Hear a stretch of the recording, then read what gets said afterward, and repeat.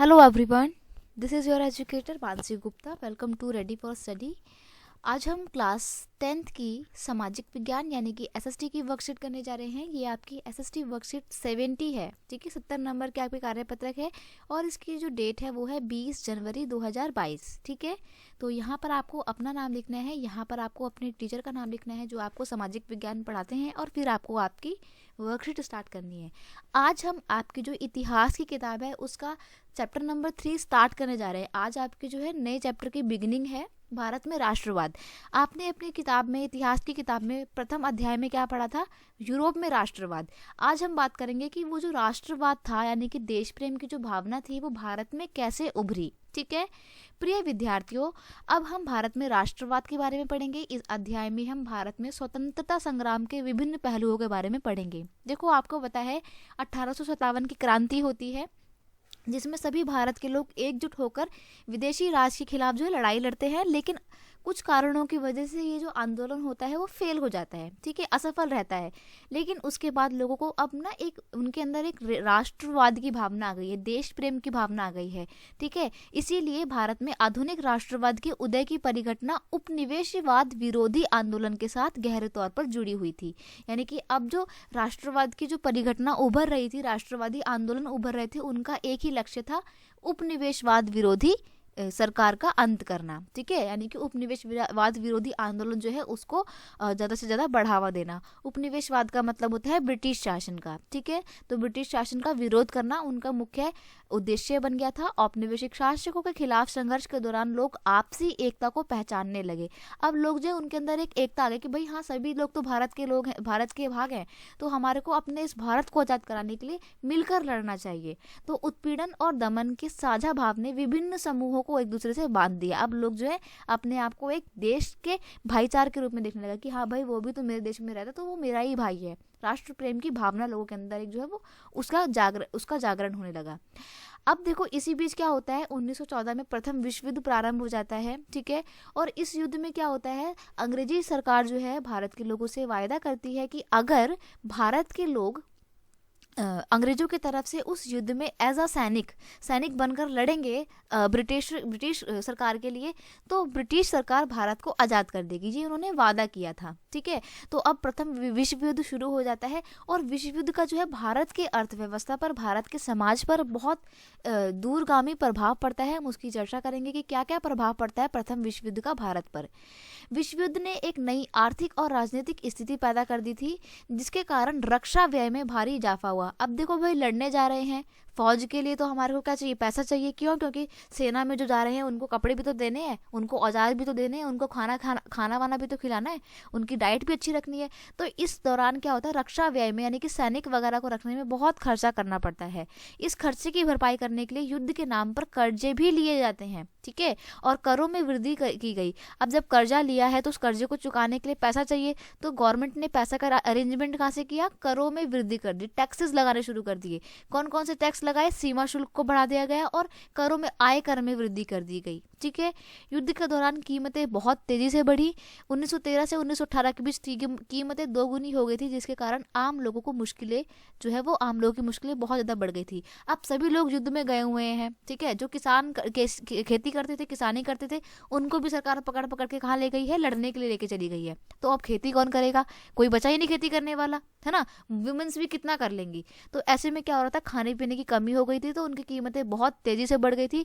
तो आम लोग जो है उनको बहुत सारी दिक्कतों का सामना करना पड़ता था, कई बार उन्हें भूखे रहना पड़ता था. गांव में सिपाहियों की जबरन भर्ती की गई. अब मैंने बताया ना कि भाई सरकार क्या कहती थी कि हमारे को तो सैनिक चाहिए, कैसा भी चाहिए, कैसा भी हो, चाहे उसको लड़ना आता हो या ना आता हो, बस हमारे को एक आदमी चाहिए. तो वो हर गांव से लोगों के घरों में जाके ना उनको ज़बरदस्ती बोलती थी कि सेना में जाओ. इससे क्या हुआ ना, ग्रामीण इलाकों में व्यापक गुस्सा था. बहुत लोग जो है गुस्सा हुए कि ये सरकार क्या कर रही है, हमारी मर्जी के खिलाफ हमारे को सेना में लेके जा रही है. जबरन भर्ती के अंतर्गत अंग्रेज सरकार ने लोगों को जबरदस्ती सेना में भर्ती करना प्रारंभ कर दिया था. इसके अलावा 1918 से 1919 और 2021 में देश के बहुत सारे हिस्सों में फसल खराब हो गई थी, जिसके कारण खाद्यान्न पदार्थों की भारी कमी हो गई थी. एक तो युद्ध की मार, ऊपर से क्रॉप फेलियर हो जाता है, यानी कि जो फसल होती है वो खराब हो जाती है कुछ कारणों की वजह से, जिससे क्या होता है, खाद्यान्न पदार्थों का बेहद अभाव हो जाता है. तो यह समस्या और बढ़ जाती है। और उसी दौरान एक नई महामारी आ जाती है फ्लू की, ठीक है, इन्फ्लुएंजा फ्लू जो है उसकी बीमारी आ जाती है, जिससे क्या होता है, जिससे एक तो दुर्भिक्षा हो जाती है यानी कि भुखमरी फैल जाती है, और महामारी के कारण जो है कम से कम 120 से 130 लाख लोग जो हैं वो मारे जाते हैं, ठीक है। तो ये स्थिति जो है बहुत ज़्यादा खराब कर देने वाली हो गई थी फर्स्ट वर्ल्ड वॉर के बाद पूरे भारत की। 3 क्वेश्चन दिए हुए हैं जिसके डायरेक्ट आंसर जो है वो ये रहे। पहला क्वेश्चन क्या है आपका? पहला क्वेश्चन है कि जबरन भर्ती से आप क्या समझते हैं? तो जबरन भर्ती एक ऐसी प्रक्रिया है जिसके द्वारा औपनिवेशिक राज्य ने लोगों को सेना में भर्ती होने के लिए मजबूर किया था। औपनिवेशिक सरकार किसने? औपनिवेशिक सरकार कौन सी है? ब्रिटेन की गवर्नमेंट ने, ठीक है। तो भारत में ब्रिटिश सरकार ने प्रथम विश्व युद्ध के समय अपनी ओर से लड़ने वाले सैनिकों की संख्या को बढ़ाने के लिए इसका सहारा लिया था। क्वेश्चन नंबर 2 है, भारत में प्रथम विश्व युद्ध के प्रभावों का मूल्यांकन कीजिए। तो देखो मैं भी आपको ओवर बता चुकी हूँ ना कि क्या क्या प्रभाव पड़े थे प्रथम विश्व युद्ध के पूरे भारत में। हमारी जो अर्थव्यवस्था है बिल्कुल खराब हो गई थी, लोगों को जबरदस्ती सेना में भर्ती किया जा रहा था, इन्फ्लुएंजा की महामारी हो गई थी जिससे काफ़ी लोग मर गए थे, और फसलें जो है वो खराब हो गई थी, ठीक है।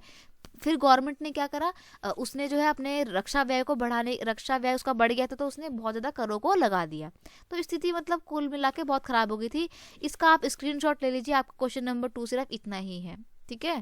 क्वेश्चन नंबर 3 आपका ये है कि अपने शिक्षक, माता पिता अथवा इंटरनेट की सहायता से फ्लू महामारी और इसके प्रभावों के बारे में जानकारी एकत्रित कीजिए, ठीक है। तो देखो कौन कौन सी आपके प्रभाव क्या क्या पड़े थे इस महामारी के। ध्यान रखना जो कंडीशन आज के टाइम में कोरोना के टाइम पे है ना, सेम वही कंडीशन उस टाइम पे फ्लू महामारी के कारण हो गई थी। लेकिन आज क्या है, एक फायदा ये है कि हम लोग फर्स्ट वर्ल्ड वॉर से नहीं निकले हैं। आज से 100 साल पहले जो है जब फ्लू महामारी आई थी उस टाइम पे प्रथम विश्व युद्ध समाप्त हुआ था, तो लोग जो है वैसे ही बहुत ज़्यादा परेशान थे युद्ध की वजह से। तो उस टाइम पे स्थितियाँ शायद और भी ज़्यादा खराब थी। देखो एक पहला प्रभाव ये था कि महामारी ने प्रथम विश्व स्तर पर लगभग 50 से 100 मिलियन लोगों की जानें ले ली थी। 13 मिलियन की अनुमानित मृत्यु दर के साथ औपनिवेशिक भारत सबसे अधिक प्रभावित देशों में से एक रहा था। यानी कि भारत में कम से कम 13 मिलियन लोग जो हैं, यानी कि 130 लाख लोग जो है वो इस महामारी में मारे गए थे।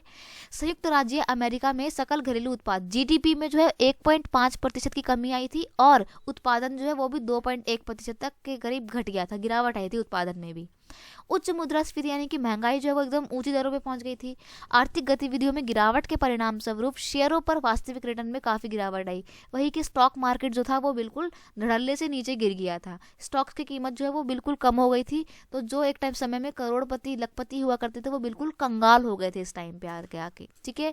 इतने सारे लोग वहाँ नौकरी खो देते थे, मतलब भारत में काफी सारे लोगों ने नौकरियां खो दी, और महंगाई जो है बिल्कुल चरम सीमा पर थी। तो भारत में अभी आप इस टाइम पे, भारत में क्या पूरे ओवरऑल वर्ल्ड में कोरोना के समय में देख रहे हो ना, कोरोना महामारी के कारण बहुत सारे लोगों ने अपनी नौकरियां खोई है। तो वही सब स्थिति जो आज हम देख रहे हैं वही आज से 100 साल पहले थी, ठीक है। तो बस आपकी जो आज की वर्कशीट थी वो सिर्फ इतनी थी। आई होप आपको ये वीडियो अच्छा लगा होगा। तो अगर आपको ये वीडियो अच्छा लगता है मेरे साथ बने रहो, क्योंकि मैं आपको फिर इस चैप्टर को पूरा कवर करवा दूंगी सारी वर्कशीट के साथ। ये वीडियो मैंने इंग्लिश मीडियम में बनाई है और हिंदी मीडियम में बनाई है, तो अगर आपके कोई दोस्त इंग्लिश मीडियम के तो आप उनको इंग्लिश की वीडियो भी शेयर कर सकते हैं, ठीक है। और अगर आपको ये वीडियो अच्छा लगता है तो चैनल पर अगर नए हो तो सब्सक्राइब करना मत भूलना। मिलते हैं नेक्स्ट वीडियो में, तब तक के लिए thank you so much, bye bye.